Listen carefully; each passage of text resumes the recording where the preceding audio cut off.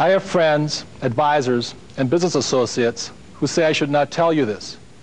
But this information is important, and I think you should know it.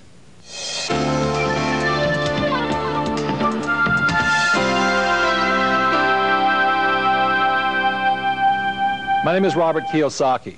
I am fourth-generation Japanese American, born and raised in Hawaii. My mother was a registered nurse, and my father had a PhD in education. He was also the superintendent of education for the state of Hawaii. What broke my heart was that although my mother and father had a great marriage, the only time they ever fought was about a subject called money. In 1970, at the age of 50, my dad was downsized. He never recovered from it. I swore my life would be different.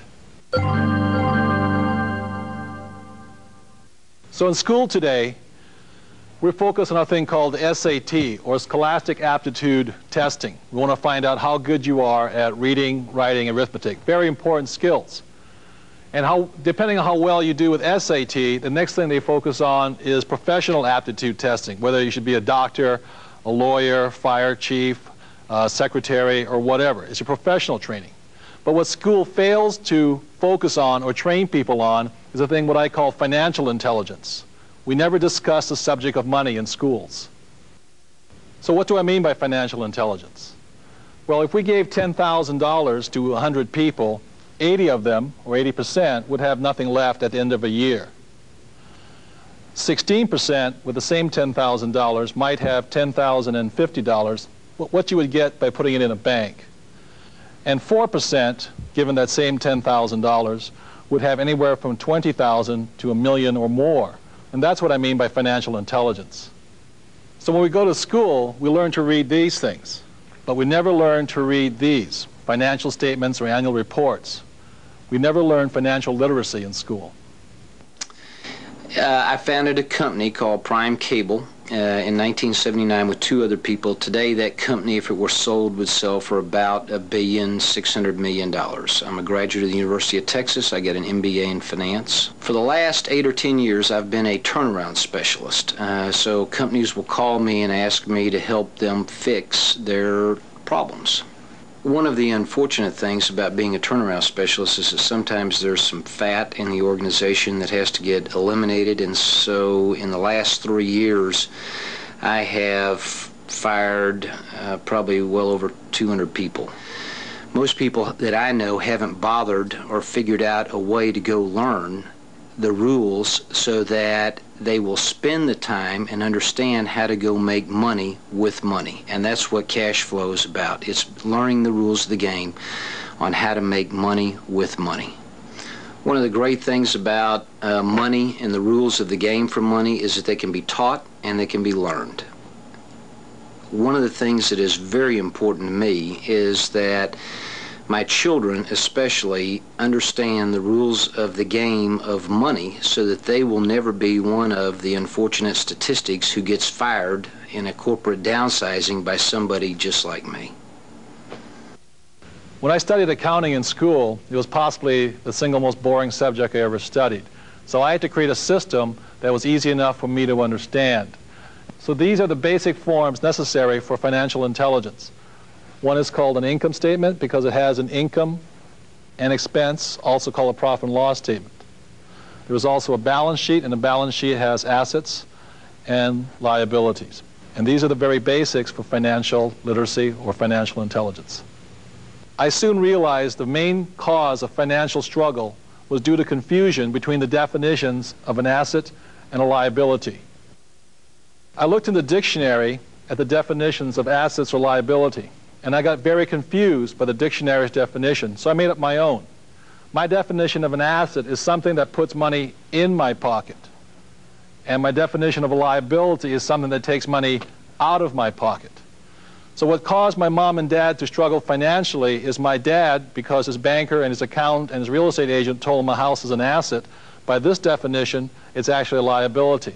He also counted his car as an asset. Yet by this definition, his car was not an asset, it was really a liability. And if these definitions are still too confusing, I simplified it even further. The new definitions are, if I stop working, assets will feed me, and a liability will eat me. And I hope that's simple enough. So the most important thing about being financially literate, or the ability to read numbers, is understanding a thing called cash flow. I can tell the difference between a poor person and a middle-class person by simply looking at their income statements and balance sheets and figuring out which direction the cash is flowing.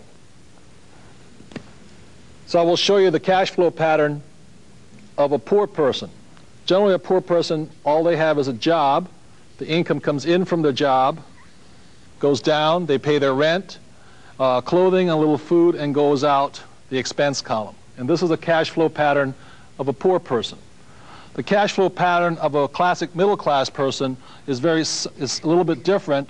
Income comes in this way, but with a middle class, they probably have a mortgage, they probably have car payments, they probably have credit card payments. It comes up again through the expense column and then out this way. So what you see here are the cash flow patterns of a poor person versus a middle-class person. So the cash flow pattern of the rich is different.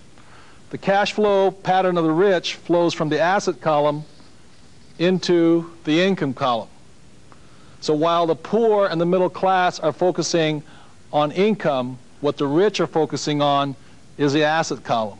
And the asset column is the great secret of the rich. So for those of us who weren't born rich and what we have is a job, every time money comes in, this is the point of choice. This is where you make the decision to be rich, poor, middle class. If when this dollar comes in and you take the dollar out this way, then it's your decision. If you go and buy yourself a new t-shirt, cappuccino, a new lunch, then you're choosing to expense it right out. You're choosing to be a poor person. If instead, when you get a pay raise or more money, what you do is you go and buy a bigger house, a new car, or you take a vacation on your credit card, then what you are choosing to do then is to be a middle class person. And if you choose, instead, when the money comes in and you choose to put it in the asset column, then you make that decision to be rich, poor, middle class. By putting in the asset column, at this point, you're choosing to be a rich person. But the choice is up to you, nobody else. Earlier in this tape, you met Keith Cunningham. And Keith told me a story about when he was in graduate school for his MBA. A gentleman named Ray Kroc, who was the founder of McDonald's, came to speak to the class, the MBA class, and asked the class, he said, "Ladies and gentlemen, what business am I in?" And the whole class just cracked up. And they said, "Well, Ray, of course we know what business you're in. Your business is hamburgers." And Ray said, "No, my business is not hamburgers. My business is real estate." So what Ray was saying was that his profession was in sales. He basically sold hamburgers. But his business was down here. His business was real estate. So when I ask most people, what business are you in? Let's say I ask a banker. They say, "Oh, I'm in the business of banking." So no, your profession is banking. Or I ask a doctor, "What business are you in?" They say, "I'm a doctor." And what the mistake they made is their profession is being a doctor. So your profession is you working for money. And what your business is your money working for you. And the main reason so many people struggle financially is they're not minding their own business. They're minding somebody else's business. So looking at this chart one more time is over here in your profession or your job or being an employee, you're working for somebody else. You're working for the shareholders. Over here, the first person you're working for is the tax department. Here you work for the government. And over here, if you own a house, you're working for the bank because you got a mortgage. So if you want to be rich, happy, and successful, you've got to mind your own business and not work for everybody else. Corporate America is very exciting for someone in my position. I'm single and a woman and doing very well, and I'm very happy with my job, but it takes very long hours and hard work to be successful in corporate America. Cash flow helped me realize that I was spending a lot of time making other people rich, and that I was stuck in a rat race. So, and learned ways that I could get out of that rat race. And it was great experience for me, a learning experience for me. My name is Jeff Bassett. I'm an investment broker, and I'm 25 years old. I have a degree in economics and was trained on Wall Street. Now, my average client is between 40 and 50, and they've done nothing for their financial future. Now me, I have no plans of working past 30. At 30, I'm going to be in the Cayman Islands, trading options and commodities from my yacht. And cash flow showed me how easy it's going to be to achieve. So what causes financial struggle is that most people who believe in hard work, what they do is they focus on their job. They have husband and wife working, and maybe one of them will take a second job, so you have 3 incomes. And so what they're focusing on is income here. So their income goes up, and they believe in hard work. The problem with hard work in the income column is that as your income goes up, so does a thing called taxes go up. So you pay more in taxes, but you feel you've got this raise and it's worth it, and so what you do is you go out and buy a big house or a new car or a new boat because your banker or your accountant tells you that it's an asset, and so this goes up here. And so you're working harder, your expenses are up, your liabilities up, and bam, suddenly you're downsized. And what happens then is you lose your income. But does this go away? The answer is no. Does this go away? The answer is no. And that's what causes financial insecurity or financial struggle. The answer is, if you had focused like the rich do on not working for money but having money work for you, even if you lost your job, your assets will continue to feed you. So having a whole stack of liabilities and no assets, that's what causes financial struggle or financial insecurity. In the past, what we would do is look at jobs as our security, and that no longer is possible. That is an obsolete thought. That's an obsolete process. Our entire educational system has been set up to prepare us to be really good employees. That no longer works because we don't even know if the company is going to be there within 5 years or 10 years. So what we're discovering is that the life of a company as well as the life of an industry can be shorter than 3 years. So that means that we have to be open to looking at different ways in which we can do what we came to the planet to do. So we need to look at our education and we need to look at our knowledge base in a very different way. So what most hardworking people do is they focus on their income, working hard at their job, income comes in, and the first line of expense for most people is a thing called taxes.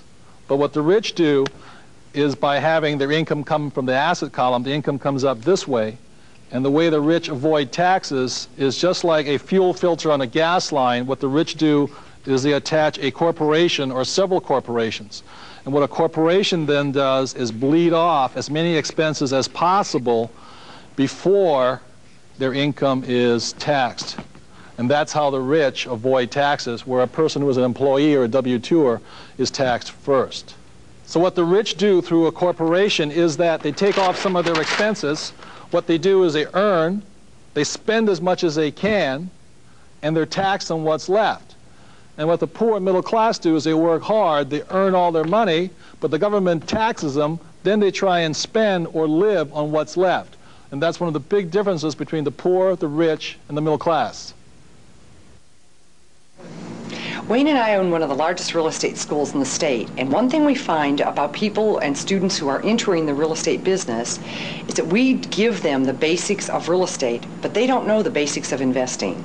Yeah, that's why we're so excited about having the game Cash Flow, because now we can teach the students more about the fundamentals of accounting, investments, and finance, so they'll have the tools that they need to go out and actually do that in the real world.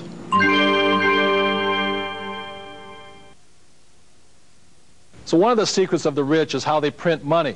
One example is, let's say they buy a house in foreclosure through their attorney's office. They pay $30,000 for it.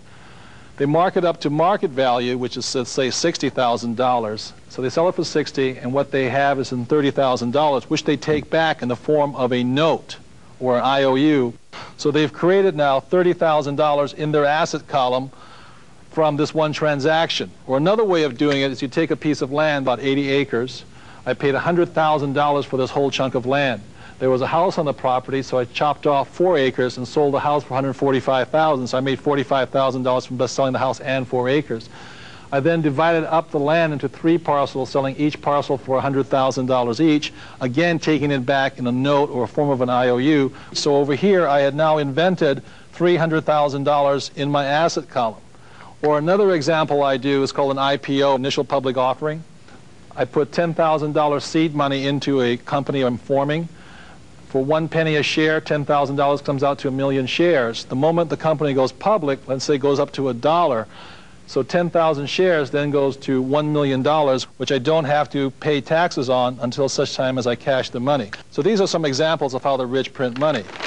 And why the poor and the middle class have such a hard time is what they do is they go and work hard at their job, the money comes in here, and if they try and save something, it goes through a thing called their taxes, and it goes through taxes before it can come into this asset column called savings. So this is an example of why the poor and middle class have such a hard time saving any money. It's because the government takes a part of it before it gets into their asset column. We had the opportunity to play the game as a family, and it was really nice to have us all around the table having fun. It was also particularly interesting to see how the game reflected real life. I'm an attorney, once upon a time an engineer, but I was never really taught the basic financial principles that are illustrated by the game. I'm the accountant in the family. That's why he's never really had to learn the basic fundamentals of the game. And so my background, I'm a CPA, my background is accounting, so I understand the fundamentals as presented in the game. And what was particularly fun for me was I was able to help both Mike and my daughter Shelley understand the concepts that gave them problems. So it was fun because we were able to learn together. I'm a college student. In school you really don't learn much about money and financing, and I was surprised how much I really enjoyed this game. I learned a lot about investing money and financing, and I really enjoyed it. It was a lot of fun.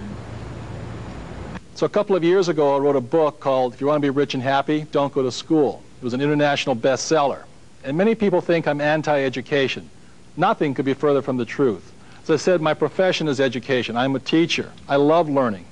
And so I think scholastic aptitude, which you go to school for, is important, as well as professional aptitude, ability to be an attorney, a lawyer, a doctor, or a secretary. Very important skills. But also, in this world of great change, financial intelligence is excruciatingly important right now. This is the reason I created the game Cash Flow. But please remember, it's just the fundamentals, the beginning, the foundation. There's a lot more to learn. But always remember this also. No matter which way the economy goes, ultimately, whether you're poor, rich, or middle class, the choice is up to you. One of the foundations of learning is repetition. So please remember this. The more you play this game, the richer you will become.